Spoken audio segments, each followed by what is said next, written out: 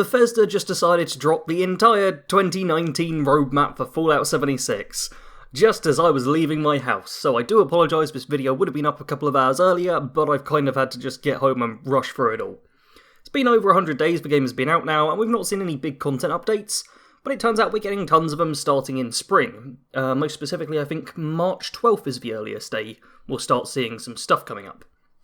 And I will be leaving a link to the whole Fallout 76 100 days, what do they actually call it? 100 days roadmap for 2019 in the description.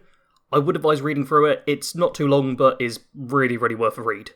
Now, the first thing they did, which is very nice to see, is they apologised for mistakes. They're just like, they even say, however, we know the game had a difficult launch and we've made mistakes along the way. We share in your frustrations when we do. We'll probably make a few more, and when we do, we will work to correct them as quickly as possible. It's nice to see them actually admitting to the mistakes, because the whole Bethesda PR has been atrocious, and it's been horrible covering a game that's constantly just getting beaten to death. It's nice for them to go, yeah, we've made a lot of screw-ups, we're going to try and fix everything, we'll make more of them, please bear with us, thanks to all of you who have. Which is us, I guess, anyone watching this and myself. So we've got stuff coming now, and it's nice to see them actually telling us that we've got so much content coming, because up until like a few hours ago, it was literally like, oh, survival mode's coming at some point, that'll be nice. But no, what we have first is Wild Appalachia, release spring 2019. And yeah, March 12th is the earliest day we see anything, where we see Welcome to Wild Appalachia and Brewing and Distilling. We're going to talk about Welcome to Wild Appalachia first of all, because the first thing it says is a mythical beast. And I've worked out what that beast is, the little guy there with the horns and the funny stuff.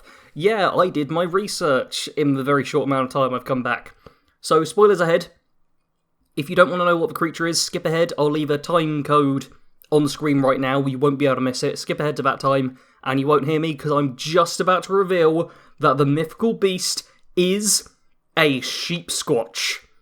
At least I think it is. It appears to be. First off, I thought, oh, okay, that's a satyr. I think you pronounce it satyr. Satyr, yeah, would kind of fit that thing. But it turns out a Sheepsquatch, also known as the White Thing, which is the worst nickname ever, is a creature with goat horns, sheep-like woolly kind of fur, and about the size of a bear, and according to folklore, was born in the same area as the Mothman. And it comes from West Virginia. I've seen lots of reports of it from there, and sightings between 1994 and 2015, which is, yeah, a fairly recent one. Would have been lots of talk about it whilst they were looking into this game, I imagine, seeing as there was a 2015 sighting. So this is most likely what it is. It is the Sheepsquatch. That out of the way, though, let's talk about Brewing and Distilling, which is, yeah, kind of what it sounds like. Nuka Shine, they're calling it. Discover the secrets of Forbidden Brew Nuka Shine. Sounds like a new type of Nuka-Cola. And distilling systems to your camp. Makes me think we might be able to make beers and Nuka-Colas and alcoholic products in our own camp, because there's already those assets kind of in-game. And it's disappointing when I run up to them and I'm like, oh, I can't actually gather anything from this, despite them working as containers. So in our camp, we'll be able to brew alcohol and other stuff, which is going to be pretty great. Something else that's pretty great is March 19th, the Faustnacht Parade. I can't pronounce words, I do apologise. There's join the festivities and complete this new limited time event to earn unique rewards. And those rewards are obviously going to be the masks. I know Kado has been a bit upset and worried that they might come as Atom Shop things, because there's only currently one mask in game, but this looks like how we're going to gather them. March 19th, we'll probably have at least a week to do some events that will earn us for masks. So I know what I'm going to be doing for that entire week, just farming for masks over and over and doing those events, and oh, it's so good having stuff to look forward to. Now, we also have on March 26th, Survival Mode, which we know a bit about. I made a video talking about it already. It's a new mode with more rewards, more danger, and more PvP. Yeah, it's a more PvP-focused mode with increased rewards, new challenges. I don't know how much different it's going to be from the base game, other than the PvP element where you won't need to do the bar slap, as it's affectionately called, where you have to shoot someone and they have to shoot back and then PvP is engaged. Instead, it's just open season for everyone. Next up, April 9th, player vending. Oh yeah! Build vending machines in your camp, which is just great. this was something I was actually considering doing a video on, because I have like a revolving screensaver thing on my computer, and one of the things I had there was from Bethesda E3, a screenshot of the camp with vending machines that you could create, like the ones in-game. So we're now going to have a whole bunch of vending machines we can build in our camps, set stuff as this is to be sold, hopefully set like a price for it and stuff, and people can wander up to our camps and just go, oh, there's the vending machine, what have they got for sale? And you can buy and sell stuff that way. Because I made a couple of videos talking about player trading and how it just doesn't work. This is a way to make it work. Instead of having to bump into someone, stop adventuring, barter for a while, you can just have your machine collect the caps for you and have stuff sell, and I'm really looking forward to this, like a lot. It's something really good to look forward to. And also on April 9th is Sheer Terror, spelled S-H-E-A-R, Terror, which makes me think more sheep stuff, related activities, because it's uncover the encrypted secrets of Appalachia in a new series of quests and encounters to separate monsters from myths. So this is almost certainly going to do with cryptids. And I'm going to zoom in on the little photo here I've got on my screen. Wow, the zoom is so tiny. But it says like, oh, lost sheep, footprint, stuff like that. So, more of a mystery about the monster we talked about earlier. And the week after that, April 16th, seems like a much, much smaller update, especially in comparison to everything else we see here. But stuff about the camera. Just looks like there's going to be a new camera added, hopefully more photo mode stuff. I'm very happy to see that, because I love the photo mode. Probably not going to be the biggest change for most people, but it's definitely something to look forward to. And I need to cough, so let's cut. Then next up, on May 7th, is Ever Upwards, which has a customisable backpack. And there's the little image there, I'll have that zoomed in. This is mostly going to be images, I do apologise. But yeah, there's a little backpack, and that's hopefully going to help with carry weight issues, which I know plenty of us do have. I personally have my strength much higher than I'm happy with, because I want so much carry weight. And there's also stuff with the new stories for the legendary Pioneer Scouts, which is something you see the magazines of in-game, and there's a couple of locations with some references to them, but it'll be interesting to see more of that built up, seeing as it's not really something anyone's been talking about too much. And on May 23rd, possibly the best thing of all, a legendary vendor. The Purveyor. Exchange and scrap unwanted legendaries for new legendary gear. The better the legendary gear you're exchanging or scrapping, the better it seems you have a chance to get good gear that you actually want. My video on the legendary system being broken got a decent bit of traction. There were some people who disagreed with it quite heavily, enjoy the way things are, but a lot of people were like, yeah, we need something more consistent. Having a legendary vendor will be that. I am so looking forward to this. It's something, it's a way off, a few months away, but still, this is going to be so good when it drops. And the image quite clearly shows it as a mole miner, so is this going to be like a friendly mole miner NPC as well? Because that's pretty damn cool. More NPCs is something I'm looking forward to.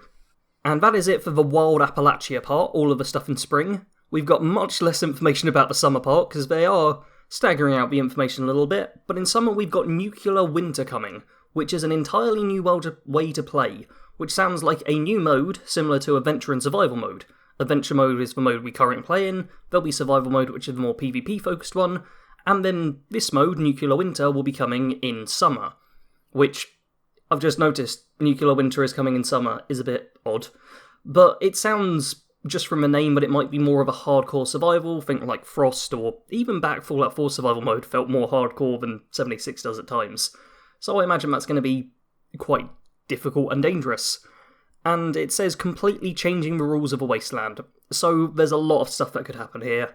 I'm looking forward to a very difficult mode. We will also have Vault 96 and Vault 94 opening up. They say, for our most seasoned players, test your strength in all-new high-level group Vault raids. So raids! Yeah, I'm happy about raids coming to the game. Considering right now it's just the Scorchbeast Queen we've got like as an end boss, raid boss kind of thing, and even then anyone can wander up to her. The amount of times I see like people below level 20 even at the Scorchbeast Queen, and it's just like, what are you doing here? You're not helping, you're just making things harder. It'll be nice to have a more contained high-level area where we can go to if we're at a high level. Because there's not a ton of endgame content, so the more, the better. And the last part for Nuclear Winter is Legendary Players. which is a prestige system. Once you go above level 50, there's a way to become legendary, which grants new powerful abilities. No information about what these abilities are, or how you do it, or anything like that, but yeah. It says resetting their characters with all new, more powerful abilities. So maybe perks get upgraded, but you go back to level 1 as legendary? I don't know, but it's something else to look forward to. And then finally, we have Wastelanders coming in fall 2019, which is autumn if you're from the UK like me. And they say, embark on a tale with true choice and consequences in the biggest and most ambitious update. This is very good to see. True choice and consequences is something we're missing from Fallout 76. It's the biggest diversion, besides it being online, is that nothing you do really matters too much. You can launch a nuke, and that changes the world. You can have an impact on the world, but you can't actually make any real choices in the game. You just complete quest objectives, and the choices you get is, do I want to do this quest, really? Having an actual choice system come in will be one of the biggest ways to show people who don't like this game that yes, it still can be a Fallout game. So I've got high hopes on what they've said there, but we don't really know anything about it yet, because it's the fall update, which is a long way off. What we do know is that there's going to be a new main quest line. Yes, that's a main quest line, not just sub-quests or anything. So an entirely new thing to look at. Hopefully the world will be evolving, and Wastelanders means maybe more people and it's more PvP focused or even PvE focused, but with more cooperative stuff. There's so much to talk about. New factions. I think NPCs might be coming to the game. Wastelanders, I'm going to say it right here. I'm not going to hedge my bets. Wastelanders, NPCs start filtering in. Vaults are opening up, people are surviving, civilization is starting to be created. Because a lot of people don't like the fact that Fallout 76 is so empty, but it makes sense with it being after the nukes. Admittedly, all the factions that were in Virginia just dying kind of sucks, but considering we've been killing the Scorchbeast Queen over and over, dealing with a threat as players, it'd be nice to see the world change to that over time. So the Scorch Plague becomes less of a threat, people start moving back to West Virginia, and just living there, and it becomes more like a traditional RPG in that there'll be factions we can talk to with NPCs who are alive, and I'm hoping for that, I really am. There's also going to be new events, new features and more. The new events is just stuff to do, always good to see. The new features we also get nothing about, however, there is in the picture what looks kind of like a robot to me, so maybe robot companions? Really pulling at strings here, but you never know, this is the pulling at strings section. There is just so much stuff here, a lot to look forward to, a lot to speculate on, and hopefully a lot to enjoy. I am really, really, really looking forward to this. As you can tell by the fact I've been jabbering on for almost 15 minutes now, there's so much stuff. There is so much stuff. I highly recommend looking through the notes yourself. I've recapped it all here, but it's worth having a read through on your own just to see if you come up with anything you're like, Sarge, you missed this. This is something that alludes to something else, because, wow, there is so much stuff, and I'm so looking forward to this. And I'm going to get this video up tonight, because I'm really excited, and I can pull an all-nighter. I've got a few energy drinks saved up. So, I want to thank you all very much for watching. Apologies that the editing will likely not be amazing, but I'm going to really speed through this. And if you did enjoy, hit the like, subscribe to the channel if you're playing Fallout 76, because I will be doing tons of updates on all of this stuff. If there's any fancy stuff going on with it, I will let you know, in addition to the challenge runs and builds and all of that good stuff. I'm going to be going non-stop when the content drops. It's going to be a lot of stuff coming. As always, though, I want to thank you very much for watching. Sarge out.